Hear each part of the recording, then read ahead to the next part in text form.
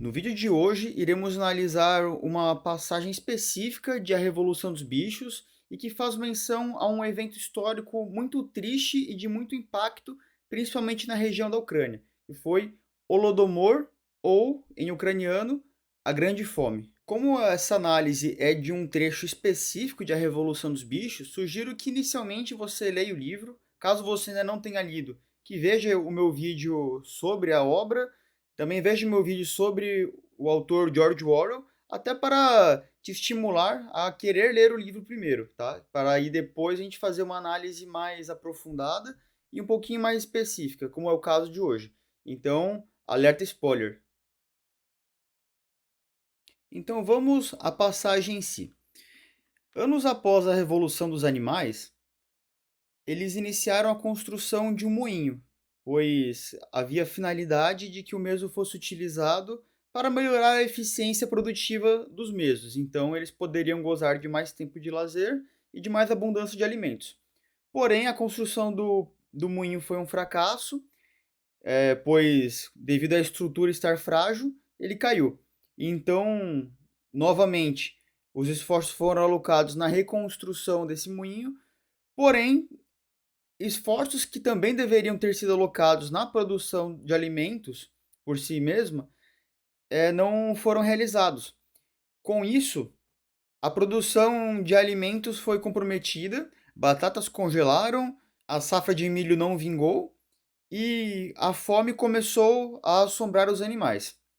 E em meio a esse cenário, Napoleão negociou ferramentas e materiais para a reconstrução do moinho com os humanos, e nesse contrato, em troca, ele teria que dar mais ovos para os mesmos.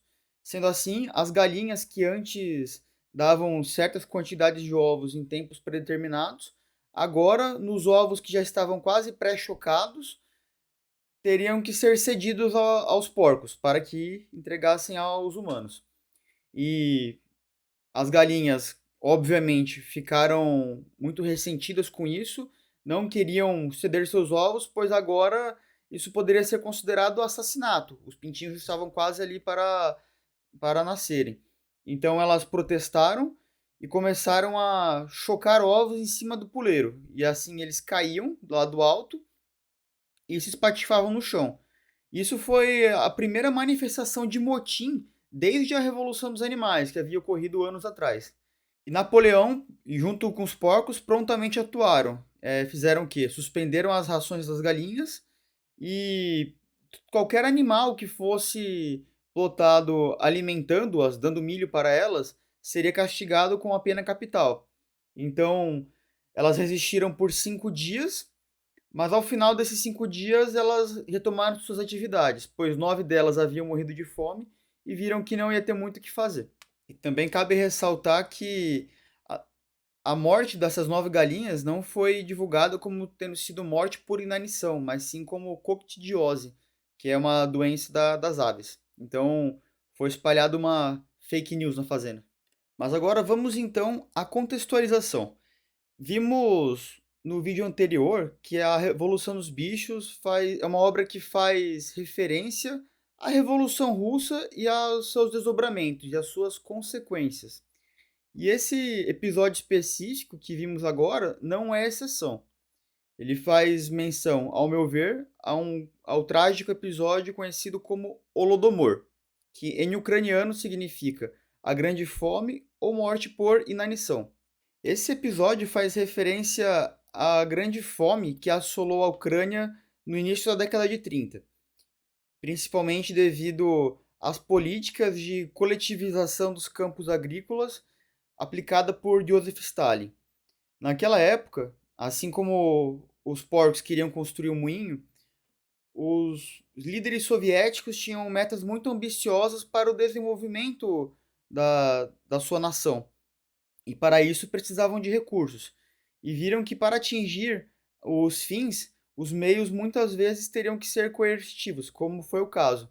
Então, muitas metas rigorosas foram aplicadas aos produtores de alimentos e que deveriam ser cumpridas. Caso não fossem cumpridas, provavelmente seriam punidos com a morte ou seriam enviados a campos de concentração na Sibéria, conhecidos como gulags, e seriam culpados de crime de desobediência aos ideais do partido.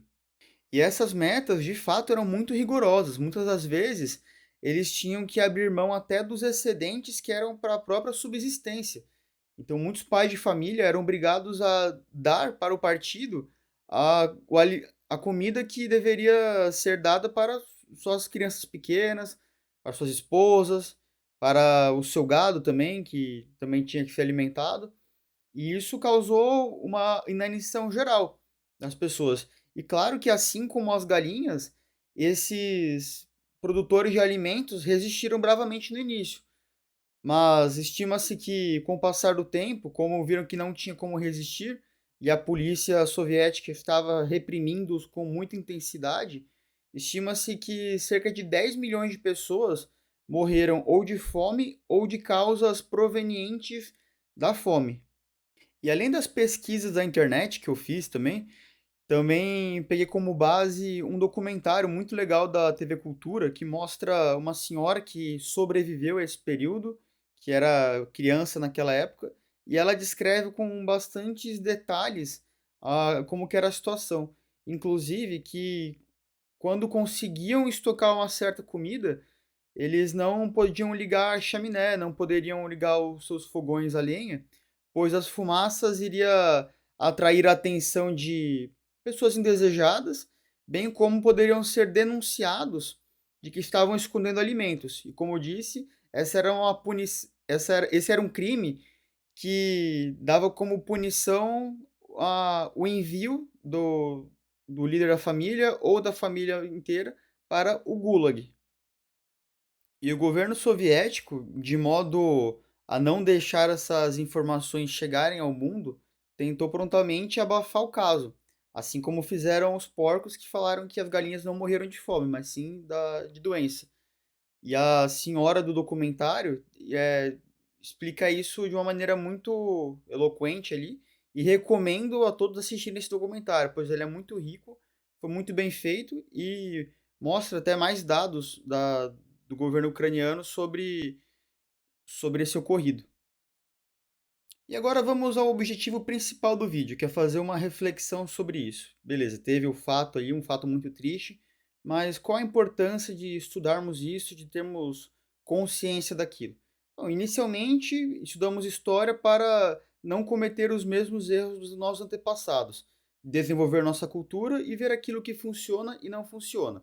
A primeira vez que eu ouvi falar sobre o Holodomor, eu estava em Curitiba e visitei o Memorial Ucraniano, que é uma praça ali que é de acesso a todos. Recomendo muito a todos essa visita, pois vale muito a pena, caso você esteja por lá. E também me lembro de que tive uma sensação muito ruim, fiquei muito incomodado com descobrir sobre aquele fato só naquele momento, que eu já tinha mais ou menos 26 anos.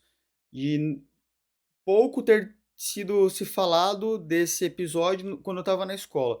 Acredito que é um episódio muito pertinente nos dias atuais, principalmente por estarmos vendo novamente a opressão russa na Ucrânia.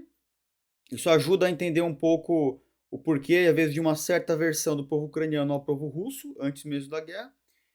E também nesse cenário de polarização política intensa, para que sejamos um pouco mais críticos em relação às ideologias que defendemos.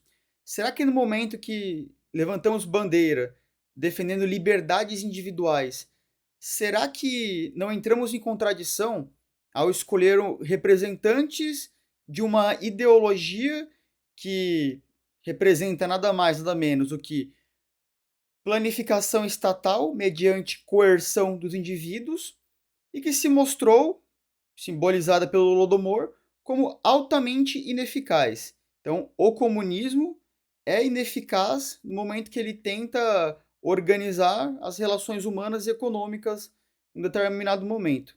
Então, acho que é muito interessante analisarmos esse episódio um pouco mais a fundo. Recomendo que vejam o documentário, pois pode ser que abra um pouco a cabeça. E aí, se realmente por A mais B você achar que isso está certo, legal. Mas tente prestar um pouco atenção para ver se os líderes que você está escolhendo, que claramente não estão passando fome, veja se eles defendem essas ideias que você está defendendo. Veja se não está entrando na famosa dissonância cognitiva.